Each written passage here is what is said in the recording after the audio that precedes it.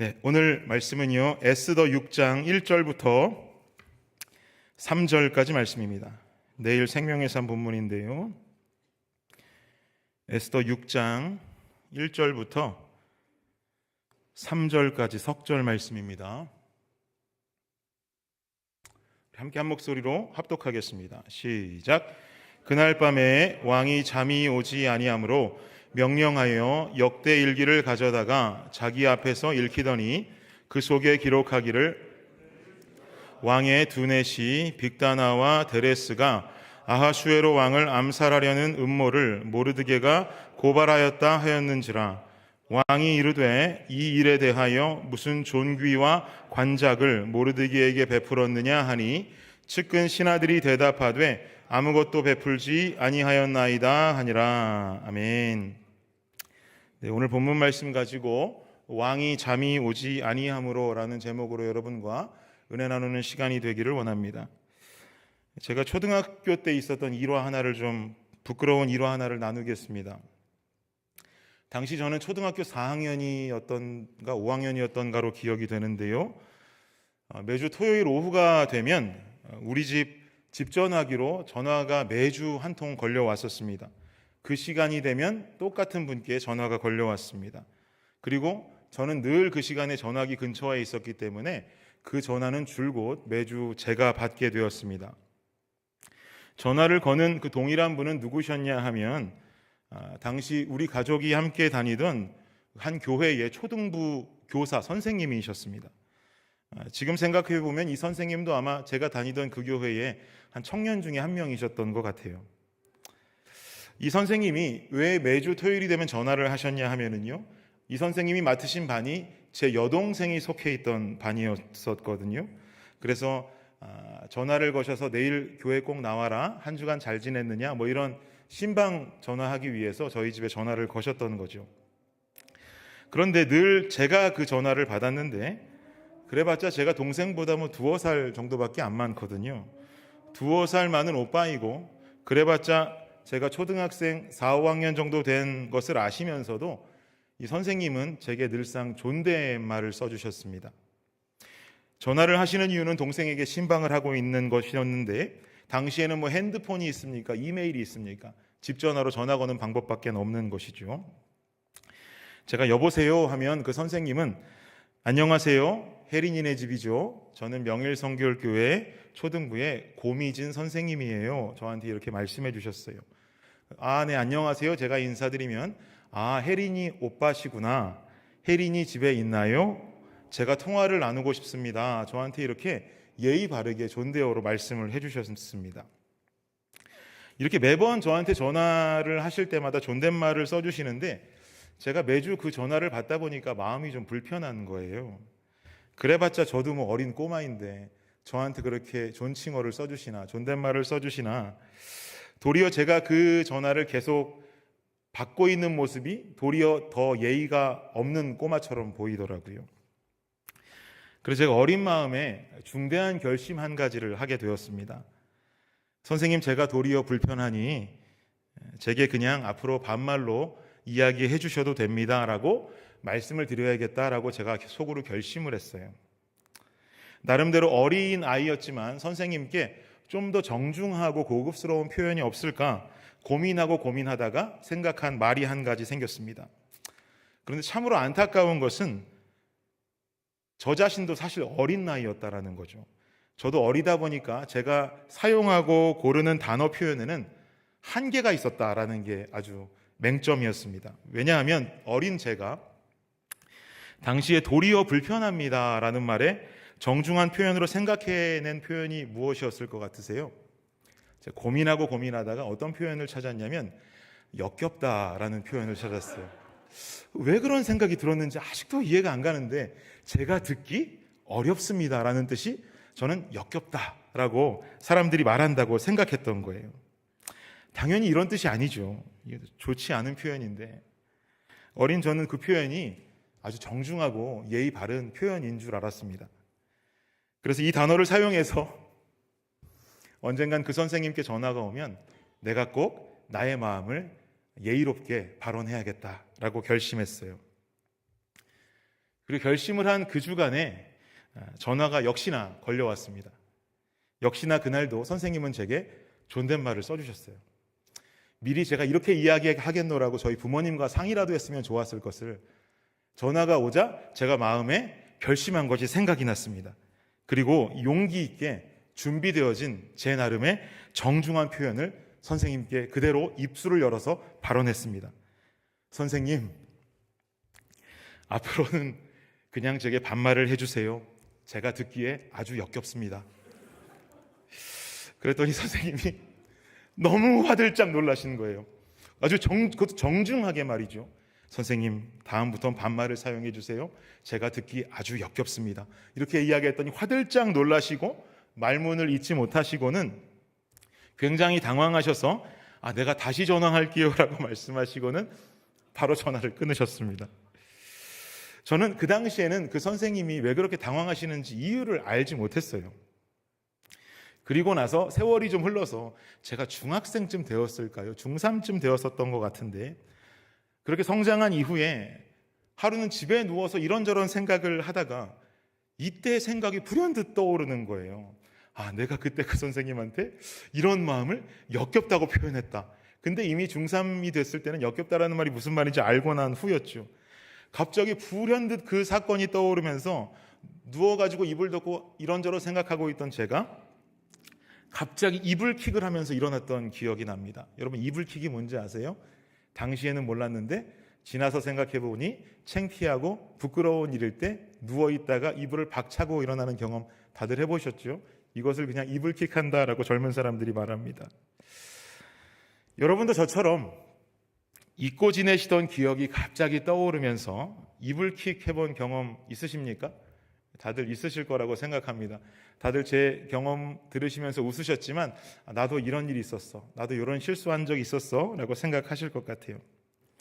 오늘 본문에도 보니까 부끄러운 기억까지는 아닙니다만 잊고 있던 기억이 떠오르면서 아주 마음이 무거워진 한 사람이 등장하고 있습니다. 본문을 좀 더 자세히 한 절 한 절 살펴보도록 하겠습니다.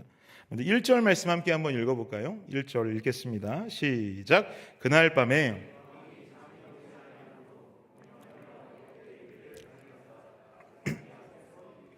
네, 아멘. 그날 밤에 왕이 잠이 오지 아니하므로. 이 말을요, 원어 그대로 직역하면 어떤 뜻이 되냐면 왕이 잠을 방해받고 있다라는 뜻으로 해석할 수 있습니다. 왕의 잠이 방해를 받고 있다. 방해를 받고 있다라는 것은요, 방해를 하고 있는 상대가 존재한다라는 말이 되겠죠. 저는 아하수에로 왕의 잠 못 이루는 밤을 만드신 분이 바로 하나님이다라고 확신합니다. 하나님께서는 왕의 잠을 방해하시고 아하수에로 왕이 잠들지 못하게 하시면서 하나님의 일을 하기 시작하셨어요. 그래서 아하수에로 왕은요, 잠이 오지 않자 역대일기, 즉 궁중에서 일어난 일들을 일기로 적어둔 궁중일기를 꺼내서 신하로 하여금 읽게 만듭니다. 2절 말씀 보십시오. 2절 읽겠습니다. 시작. 그 속에 기록하기를 문을 지키던 왕의 두 내시 빅다나와 데레스가 아하수에로 왕을 암살하려는 음모를 모르드게가 고발하였다 하였는지라. 아멘. 신하가 궁중일기를 읽는데 어떤 파트를 지금 읽고 있습니까, 여러분? 아하수에로 왕이 암살당할 뻔했던 그 사건의 이야기를 읽고 있어요. 지금 신하가 읽고 있는 궁중일기의 내용, 아하수에로 왕이 암살당할 뻔했던 이 내용은 꾸며낸 이야기가 아니라 실제로 에스더 2장에 기록이 되어 있는 내용입니다. 왕을 암살하려고 하는 모의가 실제로 신하들 사이에서 벌어지게 되었고요. 그것을 모르드게가 듣게 되고 모르드게는 이 사실을 왕비 에스더에게 말해주게 되죠. 그리고 에스더는 왕에게 모르드게의 이름을 알리면서 지금 암살 소식을 전했던 모습이 에스더 2장에 실제로 나오고 있습니다. 그래서 이 암살 사건의 주동자가 적발되고 처형당하기에 이르게 되죠. 그러면서 2절 마지막 절에 뭐라고 기록하냐면 에스더 2장 21절에서 23절 말씀인데요. 함께 한번 읽겠습니다. 시작. 모르드게가 대궐문에 앉았을 때에 문을 지키던 왕의 내시 빅단과 데레스 두 사람이 원한을 품고 아하수에로 왕을 암살하려는 음모를 꾸미는 것을 모르드게가 알고 왕후 에스더에게 알리니 에스더가 모르드게의 이름으로 왕에게 아뢰는지라 조사하여 실증을 얻었으므로 두 사람을 나무에 달고 그 일을 왕 앞에서 궁중일기에 기록하니라. 아멘. 마지막에 뭐라고 말합니까? 그 일을 왕 앞에서 궁중일기에 기록하니라 라고 말하죠. 지금 그 이야기를 신하가 대신 읽어주고 있는 겁니다. 이렇게 모르드게가 아하수에로 왕의 목숨을 구해준 일이 실제로 있었다는 말입니다. 당시 왕정사회에서는요, 왕에 대한 암살 모의가 빈번하게 일어나기 마련이었는데, 이런 암살 모의를 적발한 공로자에게는요, 개선장군 이상의 대우를 해주는 것이 일반적인 공로 치하의 방법이었습니다. 그런데 아하수에로 왕이 기억하기로는 본인이 모르드게에게 어떤 상도 치하하지 않았던 것 같은 기분이 들었던 거죠. 그래서 이 아하수에로 왕이 3절로 뭐라고 물어보냐면 3절 말씀 보세요. 읽겠습니다. 시작. 왕이 이르되 이 일에 대하여 무슨 존귀와 관작을 모르드게에게 베풀었느냐 하니 측근 신하들이 대답하되 아무것도 베풀지 아니하니라. 아멘. 왕이 이르되 내가 모르드게에게 어떤 존귀를 베풀었느냐?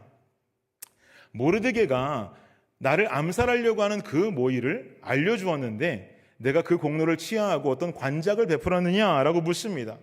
그러자 측근의 신하들이 말하기를 아니요, 어떤 상도 베풀지 않으셨습니다 라고 알려줬단 말이죠. 여러분, 왕의 심정이 어땠겠습니까? 사실 생명의 위험을 무릅쓰고 왕을 살린 공신에게 아무런 포상도 주지 않았다라고 하는 사실은 당시 왕정사회에 있어서 상당히 왕에게 있어서는 치욕적인 사건이 될 수가 있습니다. 고마움도 모르는 왕으로 여겨질 수가 있는 것이고요.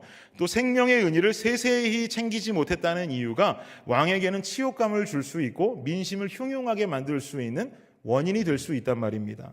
그야말로 과거에 대한 기억이 어느 날 갑자기 궁중일기를 통해 되살아나면서 아하수에로 왕이 충분히 이불킥할 수 있을 만한 사건이 되는 것이죠.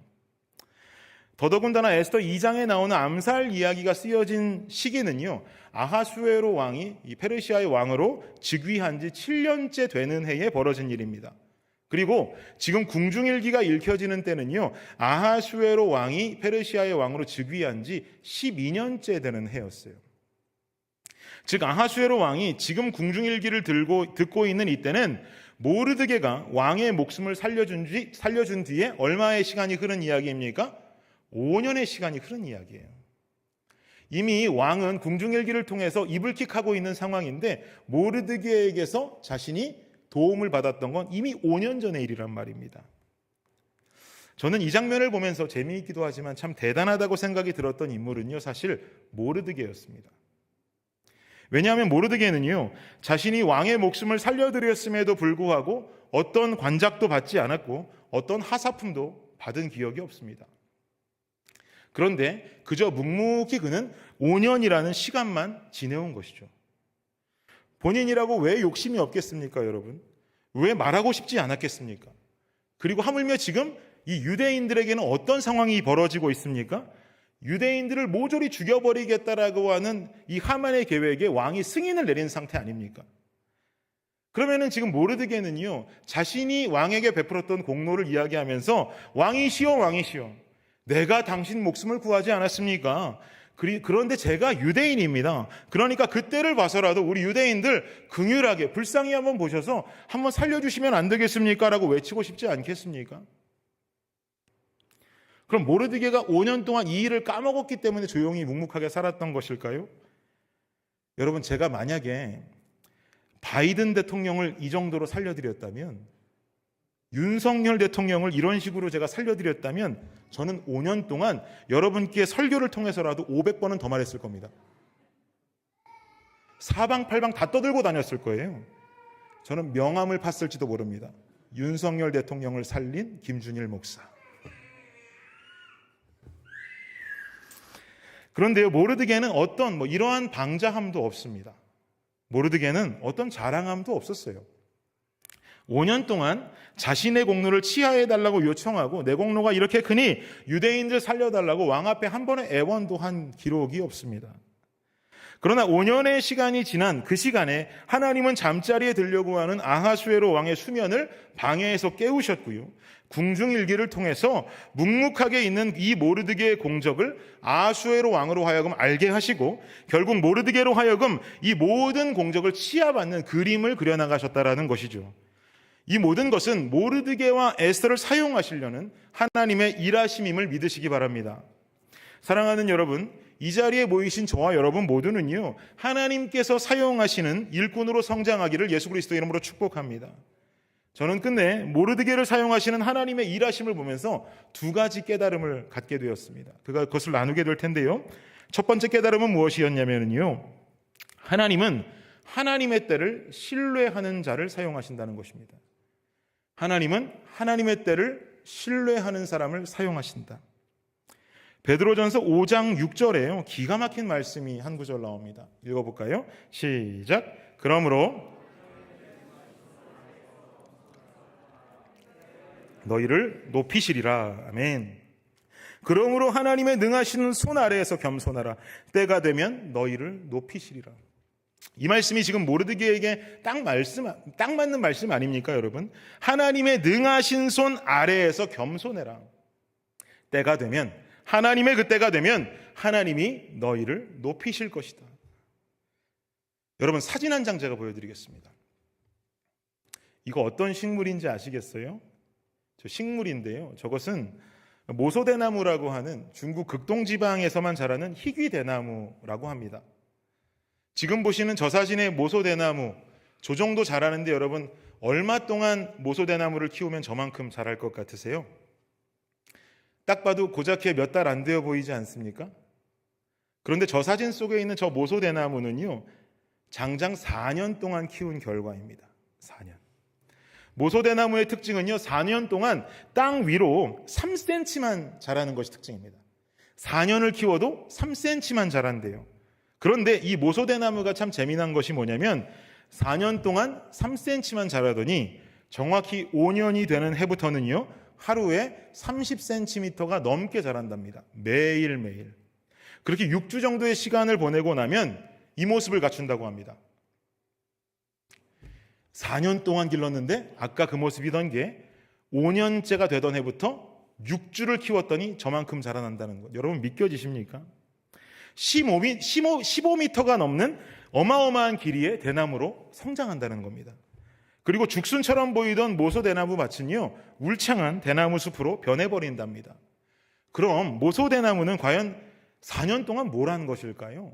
위로는 3cm밖에 본인의 모습을 보여주지 않으면서 모소대나무는 4년 동안 아무것도 안 하고 그냥 놀고만 있던 것일까요, 여러분?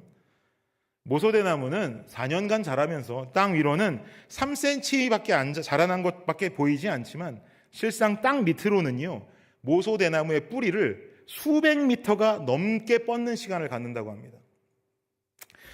뿌리를 수백 미터 아래로 내려야 땅 위로 15미터가 넘는 길이가 올라가도 이 대나무가 꺾이지 않고 휘지 않고 뿌리가 뽑히지가 않는 것이겠죠. 사랑하는 성도 여러분, 뭐든지 때라는 것은요, 참 중요합니다. 믿는 자들은 하나님의 때를 구해야 하고 인내할 수 있어야 합니다. 우리 안에 깊은 신앙의 뿌리가 내려가야 되고요, 견고하게 준비되었다고 하나님께서 판단하게 되시는 바로 그때에 하나님께서는 그 사람을 사용하기 시작합니다. 대충 사용하시는 것이 아니고요, 울창한 대나무 숲으로 덮어버릴 만큼 하루에 30cm씩 6주면 15m가 넘는 모소대나무의 성장과도 같이 하나님께서 우리를 분명하게 사용하실 것입니다. 시시하게 사용하시는 게 아니라 준비된 자, 하나님의 때를 믿고 신뢰하는 자는 하나님께서 멋지게 사용하실 거란 말씀입니다. 생각해 보십시오, 여러분. 모세는 이스라엘을 출애굽시킬 리더가 되기 위해서 몇 년을 살았습니까? 80년의 인생을 보냈습니다. 사도 바울은요, 그의 인생을 바리새파에서 태어난 유대인으로 율법에 능통했고 헬라어에 능한 자로 준비되어졌습니다. 그의 젊은 시절을 그렇게 보내자 하나님의 때가 되고 회심함으로 말미암아서 이방인을 위한 사도로 쓰임 받게 되죠. 그리고 또 구약에서 신약으로 넘어오는 어떤 그런 성서적인 시간이 중간에 말라기 끝난다고 바로 마태복음 시작되는 것 아니거든요. 말라기 끝나고 마태복음 시작될 때까지는요, 침묵기라고 하는 400년의 시간이 존재합니다. 이 시간 동안 하나님 아무것도 안 하셨을까요? 하나님께서는 구약 성서를 헬라어로 번역시키시고요. 복음을 전할 수 있도록 큰 대로들을 만들어 놓으셨고요. 헬라어가 통용되게 하면서 이방인들이 복음을 들을 수 있는 귀중한 상황들을 만들어 놓으셨습니다. 400년 동안 말이죠. 그리고 때가 되자 예수 그리스도를 이 땅에 보내셨고요. 그의 죽음과 부활 이후에 사도들을 통한 유대인과 이방인의 선교가 원활하게 진행될 수 있도록 400년을 준비하셨단 말입니다. 사랑하는 여러분, 하나님의 때는 반드시 있습니다.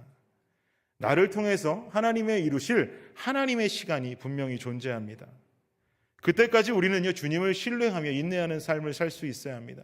우리는 지금이라면 당장 좋겠지만 지금은 어쩌면 우리가 준비되어져야 할 시간일 수도 있겠습니다. 주님 신뢰하며 인내해야 될 시간일 수 있겠습니다. 이 시간 주님께서 아무것도 안 하고 계시다고 불평할 필요가 없습니다. 어찌 보면 내 인생을 향한 침묵기일 수 있고요. 어쩌면 내 인생에 저 땅 밑으로 모소대나무가 뿌리를 수백 미터나 더 넘게 뻗쳐내리듯이 우리 또한 신앙의 내공과 견고함을 뿌리 깊게 내리는 시간이 될 수 있습니다. 하나님의 때를 신뢰하실 때 주님의 때가 되면 우리가 사용해달라고 애걸복걸하지 않아도 주님께서 우리를 사용하고 싶어서 애원하실 것입니다. 그런 저와 여러분이 되시기를 예수님의 이름으로 축복합니다. 두 번째, 어떻게 하면 하나님 사용하시는 자로 준비될 수 있을까? 두 번째는요, 하나님은요, 맡은 일에 충성된 자를 사용하십니다. 맡은 일에 충성된 자. 에스더 2장 21절 22절 말씀 다시 한번 보겠습니다. 읽을까요? 시작. 모르드게가 대궐문에 앉았을 때에 문을 지키던 왕의 내시 빅단과 데레스 두 사람이 원한을 품고 아하수에로 왕을 암살하려는 음모를 꾸미는 것을 모르드게가 알고 왕후 에스더에게 알리니 에스더가 모르드게의 이름으로 왕에게 아뢰는지라. 아멘. 지금 이 장면은요, 모르드게가 아하수에로 왕의 암살 모의를 듣게 되는 2장의 장면입니다. 저는 이 구절에서요, 모르드게가 왕의 암살 음모를 알게 되었더라라고 하는 그 구절보다도 더 큰 은혜를 받는 구절이 한 구절이 있습니다. 그 부분이 어디냐면요, 21절 초반부에 나오는 구절인데요.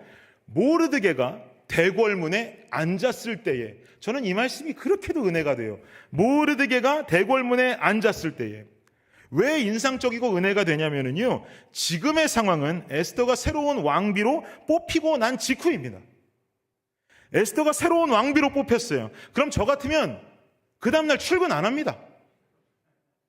뭐하러 출근합니까? 이게 김준일 목사와 모르드게의 차이점이죠. 어느 날 갑자기 제가 교회에서 안 보이면 제 삶을 돌아보시기 바랍니다. 지금 내가 딸처럼 키운 내 조카가, 조카라고 말하기도 곤란할 정도로, 이건 그냥 딸이에요, 딸. 이 딸 같은 이 조카가 페르시아 제국의 왕비가 됐어요, 왕비가. 여러분, 페르시아는요, 그냥 우리가 말로 페르시아 들으니까 별거 아닌 것 같은 나라 같이 보이지만, 이 에스더 1장에 보면은요, 페르시아의 영토의 길이를 말해주는데, 인도에서부터 구스까지 다스리는 대국이다라고 말합니다. 인도에서 구스까지. 제가 찾아봤습니다. 인도에서 구스까지. 얼마나 될까? 5,000km가 넘는답니다. 5,000km. 5,000km면은요, 남한과 북한을 왕복으로 2번 하고 편도로 1번 더 갈 수 있는 거리입니다. 별로 놀라지 않으시네요. 그럴까봐 한 개 더 준비했습니다. 미국을 동쪽 시카고에서 서쪽 LA까지 횡단하는 주행거리가 얼마나 될 것 같으세요? 3,980km래요. 그러니까 미국을 한 번 쫙 횡단하고 그러고도 1,000km가 남는 상황인 거예요. 이건 좀 놀라우신가요? 우리가 살고 있는 이 미국 중남부 어스틴에서 차로 출발해서 캘리포니아까지만 가도 얼마나 멉니까? 그죠? 하루 만에 갈 수 없잖아요. 저도 몇 년 전에 캘리포니아까지 운전하고 한번 갔다 와봤습니다. 와, 정말 가도 끝이 없고 땅이 왜 이렇게 넓습니까? 캘리포니아까지 한번 운전하고 갔다 왔더니 달라스는 후진으로도 가겠더라고요. 너무 넓은 거예요. 너무 넓은 거예요. 어쨌든 모르드게는요, 이렇게 넓은 땅을 소유하고 있는 페르시아 제국의 왕비가 자신의 딸과 같은 조카였단 말이에요. 그러면 아무리 유대인인 것을 감추고 본인이 에스더의 삼촌인 것까지도 감춰야 하는 상황이라지만 에스더가 얼마나 앞으로 이 삼촌에게 물심양면으로 도울 수가 있겠어요. 근데 뭐하러 출근합니까? 저 같으면 출근 안 해요. 그런데 21절 초반부에 뭐라고 기록한다고요? 모르드게가 대궐문에 앉았을 때. 와, 이게 정말 은혜예요. 여러분, 이게 감동인 겁니다. 모르드게에게 있어서 지금 내 조카가 에스더건, 내 조카가 왕비가 됐건, 내 상황이 어떻게 변했다 할지라도 나는 어제 앉았던 그 문에 오늘도 앉아서 문을 지키는 문지기로 충성하겠다는 것. 여러분, 이게 바로 모르드게의 성품입니다. 사랑하는 여러분, 하나님께서는 작은 일이든 큰 일이든요, 맡은 일에 충성된 자를 분명하게 사용하십니다. 여러분, 교회에서 맡으신 직분이 있으십니까? 맡겨진 사역들이 있으십니까? 우리 교회는 그런 분들 저는 없을 거라고 확신합니다면 어떻게 하면 내가 맡은 사역 그만둘 수 있을까? 어떻게 하면 내가 맡은 사역 편하게 할 수 있을까? 혹시나 이런 생각하고 요즘 고민하는 분 혹시 있으세요? 아멘이요? 가끔 이런 말 들을 때 있어요. 한국 교회는 가면 일을 너무 많이 시킵니다. 그래서 한국 교회 가면 일 너무 많이 시켜서 요즘은 미국 교회 다니면서 조용히 가서 예배만 드리고 돌아옵니다. 얼마나 좋은지 몰라요. 얼마나 좋은지 모르겠는 그 마음은 알겠지만 그런 말을 들으면 너무 속상합니다. 우리가 주님 나라 위에 봉사하고 충성하는 것이요, 우리가 주님께 뭔가 특별한 것을 해드리는 것이라고 오해할 때가 너무 많아요. 이거 여러분, 오해해도 너무 심한 오해하고 있는 것입니다. 우리가 주님을 위해서 일하는 것, 우리가 주님 위해서 사역하고 봉사하는 것, 이게 주님한테 무슨 특별한 걸 해드리는 것처럼 오해할 때가 있단 말입니다.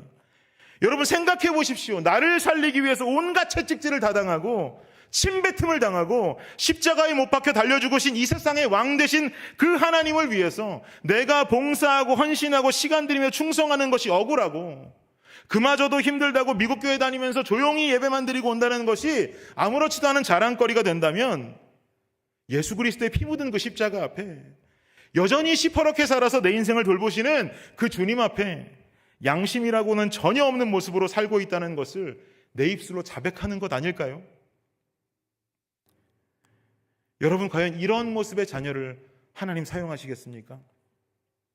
주님 나라 위해서, 이 세상에 하나님을 드러내시기 위해서 이런 마음 가지고 있는 사람을 주님께서 사용하시겠습니까? 어떻게든 내게 맡겨진 사역들을 날 구원하신 하나님께 감사한 마음으로 내가 어떤 헌신을 충성스럽게 해야 하는지, 날 위해 십자가를 지신 주님에 비하면 아무것도 아니라는 심정으로 충성된 모습으로 임해야 되지 않겠습니까? 이게 우리의 모습 되어야 하지 않을까요? 아무도 아멘 안 하시네요. 우리의 모습, 이런 모습 되어야지요. 주님 십자가 앞에 우리가 할 수 있는 말이 뭐가 있을까요? 주님 십자가 앞에 내가 힘들다고 할 수 있는 말이 무엇이 있겠습니까? 그 십자가 생각하면 그저 내 눈에는 눈물이 흘러야 되는 것이고, 그 십자가 내 삶의 실제가 된다면요, 우리는 감사함으로 그 일 감당할 수밖에 없는 것입니다. 어제도 오늘도 늘 똑같이 주어지는 하나님 나라의 일을 가장 아름답고 멋지게 해내겠다는 이 충성스러움, 어제도 앉았던 그 성문 앞 그 자리에 왕비의 삼촌이 되어서도 여전히 앉아있는 모르드게의 꾸준함을 가지고 하나님의 일을 감당해야 할 줄 믿습니다.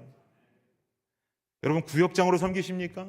교사로 섬기십니까? 찬양팀, 찬양대로 섬기십니까? 혹은 사역자입니까? 여러분의 꾸준함과 충성스러운 모습이 다른 누군가의 눈에는 보이지 않을지 몰라도 나를 눈동자와 같이 보호하시고 살피시는 전능하신 하나님의 눈에는 분명히 보이고 계수될 줄 믿습니다. 그 하나님께서 분명히 더 필요하신 하나님의 일에, 더 멋진 일들에 우리를 사용하실 줄을 믿습니다. 맡은 일에 충성된 자로 준비되어져서 하나님 나라 위에 더 큰 쓰임을 받는 저와 여러분이 되시기를 예수님의 이름으로 축복합니다. 그럼 결론을 맺겠습니다. 1절 말씀 다시 한번 볼까요? 1절 말씀 함께 읽어볼게요. 시작. 그날 밤에 왕이 잠이 오지 아니하므로 명령하여 역대일기를 가져다가 자기 앞에서 읽히더니, 그날 밤에 왕이 잠이 오지 아니하므로. 오늘 본문의 시작 부분입니다. 그날 밤에 왕이 잠이 오지 아니하므로. 여기서 그날 밤이라고 하는 것은요, 에스더가 아하수에로 왕과 하만을 초대해서 잔치를 벌였던 그날을 말합니다. 아하수에로는 에스더에게 어떤 부탁이 있는지를 물었고요, 에스더는 그 잔치에 초대되어져서 온 그 왕께 내일 내가 잔치를 다시 한번 열 테니까 그때 한 번 더 하만 구해주십시오. 내가 그럼 나의 염려와 고민을 말씀드리겠습니다 라고 말했어요. 왕은 근심에 쌓여 있습니다. 주석에 보니까 폭정꾼들은 밤에 잠을 못 잤다 이런 말들 나와 있는데 저는 그렇게 생각하지 않습니다. 사랑하는 아내 에스더에게 어떤 염려가 있어 보였기 때문에 왕은 밤에 잠이 오지 않았어요. 잠을 이루지 못합니다. 반면 왕과 함께 잔치에 참석했던 하만은 현재 어떻습니까? 에스더 왕후가 자신과 왕만 잔치에 초대했다고 하면서 선택받은 자신의 권력을 아내에게 자랑하기 바쁩니다. 그리고 이제는 모르드게를 시원하게 죽일 수 있다면서 마지막 채비를 하고 있습니다. 장대를 세워서 모르드게를 매달아 죽일 계획이에요. 하만은 모르드게와 유대인들을 죽일 준비에 신이 나 있습니다. 그렇지만 하나님께서는 자신의 사랑하는 백성들이 해라도 입을까봐, 조금이라도 다칠까봐서 그 어려운 마음에 모두가 잠든 그 밤에 우리 주님은 주무시지 않았어요. 아하수에로 왕의 잠을 깨우셨어요. 아하수에로 왕의 잠을 방해하셨어요. 궁중일기를 꺼내서 읽게 하셨어요. 모르드게의 공로를 알게 하셨어요. 세상의 왕이라고 하는 아하수에로는 아내를 향한 근심으로 잠을 이루지 못했을지 모르지만 우리를 사랑하시는 우리의 진정한 왕 되신 그 하나님께서는요, 나의 사랑하는 자녀들을 향한 근심으로 잠을 이루지 못하십니다. 여러분, 이게 바로 우리를 향한 하나님의 마음인 줄을 믿습니다. 이게 바로 우리를 향한 하나님의 일하심입니다. 우리를 십자가의 피로 구속하셨고 고통 가운데 구원하심도 모자라서 오늘을 살고 있는 우리가 해당하지 않을까? 상함을 입지 않을까? 하는 마음으로 주무시지도 않고 불철주야 우리를 눈동자와 같이 보살피시는 분이 바로 우리 아버지 하나님인 것입니다. 여러분, 우리 자녀 키울 때도 그렇게 키우셨잖아요. 아기가 태어나면 그 갓난아기 안고 얘가 밤에만 웁니까? 밤에도 울고 새벽에도 울고 아침에도 울고. 그러면 아빠 엄마는 잠을 못 자죠. 그 아이를 붙들고 아이가 잠들 때까지 아이를 토닥토닥 해가면서 안고 달래고 자장가를 불러주고, 날이 새도록 잠을 못 자고 그 아이가 울어서 내가 잠을 못 잘지언정 그 아이를 얼마나 달래고 사랑하면서 그 아이를 재우려고 합니까? 여기 모인 모든 분들 다 그렇게 잘하셨잖아요. 새벽에 애기 안 잔다고 짜증내는 아빠 보셨습니까? 저도 우리 마음이 깐난 애기 때 새벽 내내 안고 달래고 하다가 너무 피곤해서 소파에 잠깐 앉았는데 순간 잠든 거예요. 갑자기 꿍 소리가 나서 일어나 보니까 우리 마음이가 바닥에서 굴러가고 있더라고요. 아내가 옆에서 소리를 듣더니 깜짝 놀래가지고 무슨 소리냐고, 애기 떨어뜨렸냐고. 가정의 평화를 위해서 아니, 내가 잠깐 졸다 발을 불렀어 그랬습니다. 아직도 우리 아내는 제가 마음이 떨어뜨린 걸 몰라요. 마음이가 가끔 헛소리할 때마다 걔가 그래서 그런가 싶기도 합니다. 이렇게 우리도 잠 안 자고 아이들을 재우고 키우면서 살아가는데, 여러분, 주님은 어때요? 우리가 아기 키우는 만큼 주님이 우리 사랑하셨어요? 날 위해 목숨 버리신 그 예수님의 십자가가 바로 우리를 향한 사랑을 증명합니다. 사랑하는 여러분, 인생 한번 멋들어지게 사시려면 그래도 최소한 날 위해 죽은 사람 위해서 한 번쯤은 살아봐야 되지 않겠습니까? 세상에 무엇에 기대를 걸고 세상에 무엇이 내 삶의 왕 되고 계십니까? 그래도 우리 인생 깊은 의미가 있으려면 날 위해 목숨 버리신, 십자가 위에서 그 한 목숨도 아깝지 않게 버리신 그 하나님 위해서 한순간이라도 살아보는 것, 여러분, 그것이 정말 값진 삶의 모습 아니겠습니까? 하나님 아버지의 사랑은 내가 내 자녀를 향해 보인 사랑과는 비교할 수 없는 크기의 사랑입니다. 그럼 자녀된 우리의 모습은 어떻습니까? 우리는 주님이 어떤 삶을 살아가고 있습니까?